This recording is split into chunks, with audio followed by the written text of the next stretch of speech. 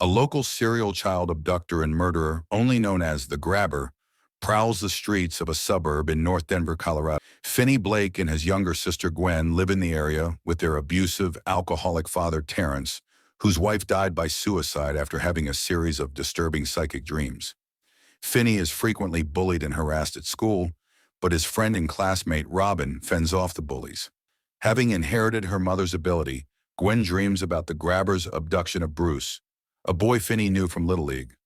Two police detectives, Wright and Miller, interview Gwen at school, believing she may know the Grabber. When Terrence learns about the questioning, he gives Gwen a beating. Soon afterward, the Grabber abducts first Robin and then Finney. Finney awakens in a soundproof basement with a disconnected black rotary dial telephone on one wall. It begins to ring on its own at times. Finney hears only static when he first answers it, but then hears Bruce's voice telling him about a floor tile he can remove to dig an escape tunnel.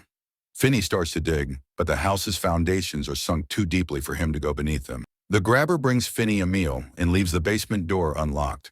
As Finney is about to sneak out, he gets a call from Billy, another past victim. Billy warns Finney that the Grabber is waiting at the top of the basement stairs to punish him if he tries to leave, as part of a cruel game. At Billy's suggestion, Finney uses a hidden length of cable to climb up to the basement window.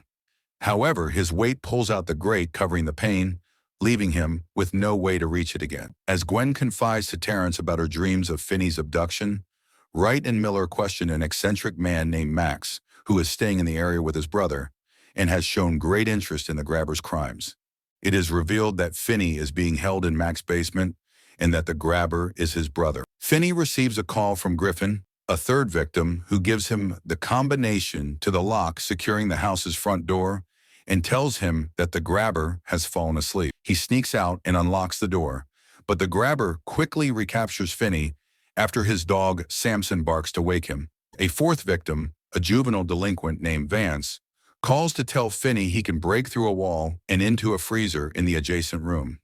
Finney does so but finds the freezer door locked. As Finney despairs over his fate, he receives one last call from Robin, who urges him to stand up for himself and fight back by packing the phone receiver with dirt to use as a bludgeon. After seeing the Grabber's house in a vision, Gwen calls Wright and Miller to give them the address. The police rush to the house and find the bodies of the Grabber's victims buried in the basement. Meanwhile, Max realizes Finney is being held in the basement and rushes to free him, but the Grabber kills him with an axe and attacks Finney, having decided to end his game. Finney uses the byproducts from his previous escape attempts to trap the Grabber in a pit he has dug, beats him with the receiver, and breaks his neck with the phone cord as his past victims taunt him.